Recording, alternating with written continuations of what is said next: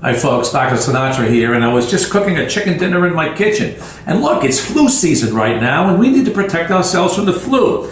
So this is what I want you to do. If you like to eat an organic chicken or a free-range chicken for supper, Jan and I had dinner. I'm going to take this chicken, and we're going to just put it in this soup. It's not really a soup. What I have here is Brussels sprouts, and I got broccoli, and I got kale. It's all, I don't know if you can see this. Jan, can you shoot a shot of that? But basically, you know, I have lots of kale in here and broccoli, Brussels sprouts, and cauliflower. All these cruciferous vegetables.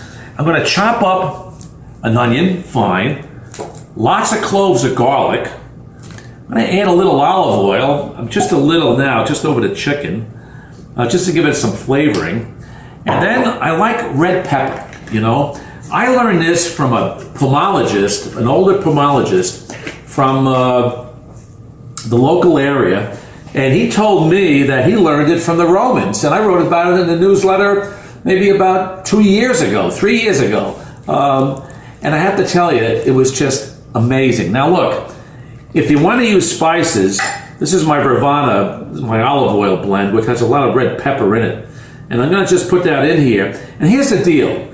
What happens is when you use red pepper, and you can, by the way, you can add sliced up peppers or jalapeno peppers. You can put all that in there. But when you use red pepper with onions and garlic and use a little olive oil, and I love cilantro. I mean, the cilantro is going to be sort of like the topping, but I can chop some and put it in here.